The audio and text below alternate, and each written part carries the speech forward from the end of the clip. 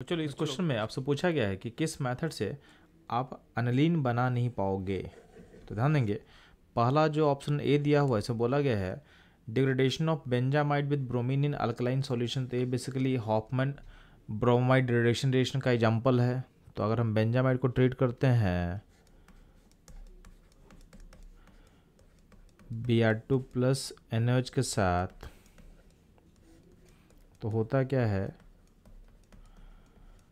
ए group हट जाएगा और N जो है इस रिंग से कनेक्ट हो जाएगा, यानी आपका बन जाएगा अनिलीन। यानी पहले ऑप्शन से हम अनिलीन बना सकते हैं, यानी ए बन जाएगा।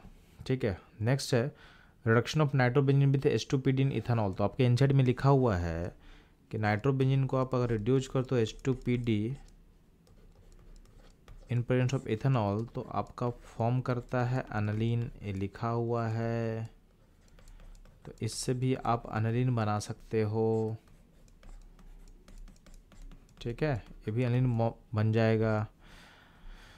ऑप्शन डी का हम बात करते हैं hydrolysis of phenyl isocyanate with acidic solution. तो ध्यान देना, अगर इसका हाइड्रोलाइसिस करोगे आप NC इन एसिडिक मीडियम, तो इसमें क्या होता है, ये जो कार्बन जाता है फॉर्मिक एसिड में, और ये जो पोजीशन है आपका, इतना जो पार्ट है ये कन्वर्ट हो जाएगा आपके प्राइमरी एमिन में, नहीं बन जाएगा, यहाँ भी अनिलीन फॉर्म कर जाएगा। यानी ऑप्शन डी में हमें अनिलीन फॉर्म करने वाला है। तो ए बी एंड डी में अनिलीन फॉर्म कर रहा है। ठीक है, एक बार सी ऑप्शन को हम चेक कर लेते हैं हम लोग। तो इसमें बोला गया है potassium salt of phthalimide treated with the chlorobenzene followed by the hydrolysis with aqueous NaOH solution. तो बेसिकली आपका एक गैब्रियल थैलामाइड सिंथेसिस पे बेस्ड क्वेश्चन इसमें ऑप्शन दिया हुआ है। तो ध्यान देंगे, तो अगर आप थैलामाइड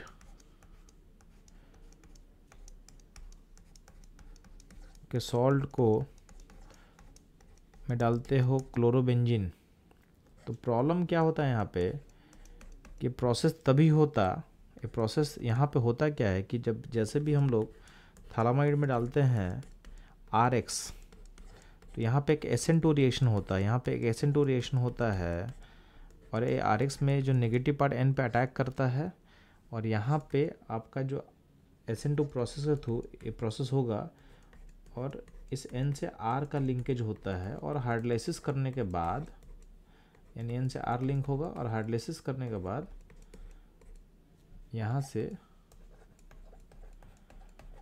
क्या होता है कि N का बॉन्ड टूटेगा और N पे H जोड़ के RNH2 बन जाता है। अब प्रॉब्लम यहीं पे है कि जो क्लोरोबेंजीन है इस पे जब SN2 अटैक हो रहा होगा, तो ये जो क्लोरीन का बॉन्ड है टूटेगा नहीं। क्यों नहीं टूटेगा? कि क्लोरीन का जो लोन पेयर है गया रेजोनेंस पे, तो ये जो बॉन्ड होता है कहीं ना कहीं PDC partial double cutter build हो जाता है, तो बॉन्ड स्ट्रॉन्गर हो जाता है। प्लस तो यहाँ पे अगर ये सील हट के कडायन भी अगर बनाते तो कडायन ऐसा बनता, तो कडायन भी क्या होता, अनस्टेबल।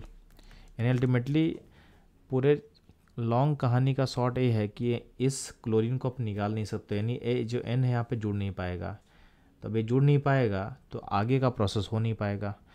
तो इस प्रोसेस के थ्रू अगर चाहते कि क्लोरोबेंजीन हट के आपका इस प्रोसेस से इसमें आप ऐसा अगर बना सकते थे, तो ऐसा नहीं बनेगा, क्योंकि बेंजीन से जो क्लोरीन लिंक है उसको निकालना पॉसिबल नहीं है थ्रू SN2 प्रोसेस। रीजन है आपका बॉन्ड स्ट्रॉन्गर है, अगर बॉन्ड तोड़ के कडायन बिल्ड करता तो अनस्टेबल होता। प्लस आपका बेंजीन रिंग क्या होता है, इलेक्ट्रॉन रिच होता है। तो इलेक्ट्रॉन रिच जो रिंग है ये नेगेटिव को क्या करेगा, फर्दर रिपल करेगा।